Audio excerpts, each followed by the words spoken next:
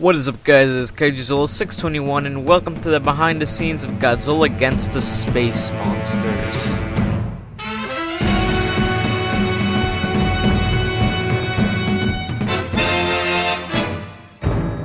Godzilla Against the Space Monsters is a sequel to Godzilla vs. Gamora, and we left off that Gamora is injured. He leaves the mountains and leaves Godzilla.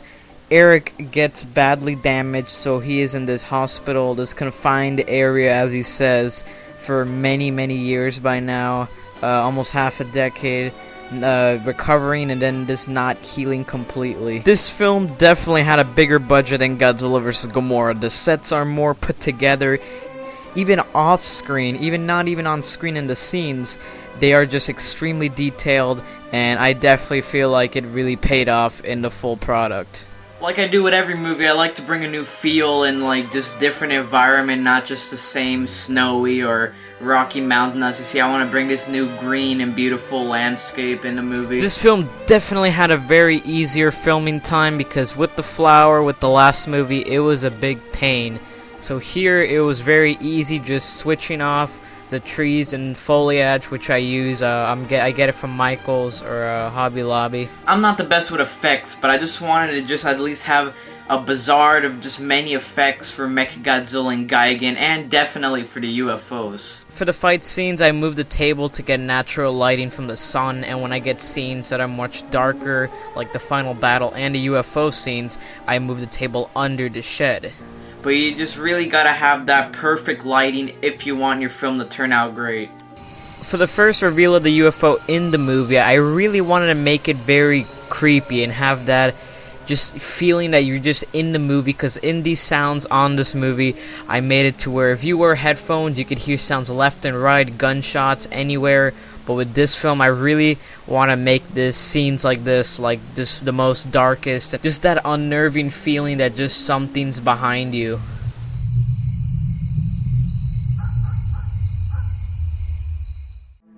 It's really hard to pull off scary alien scenes. Yes, you got the Showa Godzilla movie just showing it all cheesy, but if you want to have really dark alien films like Signs, that's a perfect example. I was kind of inspired by the area, the set where the farmhouse is in the middle of the field, like as an example of a scene that a Godzilla movie never really showed in this way. The UFO scene was definitely my favorite because it gives you this very just calm and peaceful scenery while just seeing this gigantic UFO going around your big farm field. I feel like scenes like this and when Godzilla entered the city are the scenes that will probably hopefully be the most memorable of the movie instead of all the craziness monster action. But then again, with films like this, there will always be mess-ups and retakes. Gigan in this movie is probably one of the most expected kaijus, because I did say there was going to be an extra one and many people predicted it. But still, then again, I think he really pulled off a good performance against Godzilla.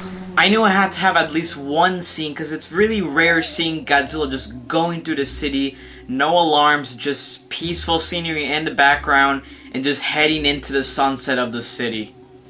Many of these shots where you see explosions, just buildings falling down, they definitely took many shots to take.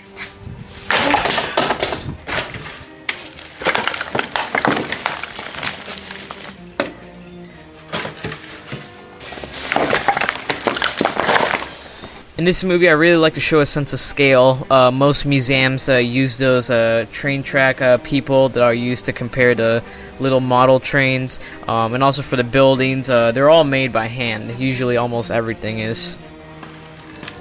My favorite thing about doing these films is definitely doing the explosions for many of the monsters and buildings.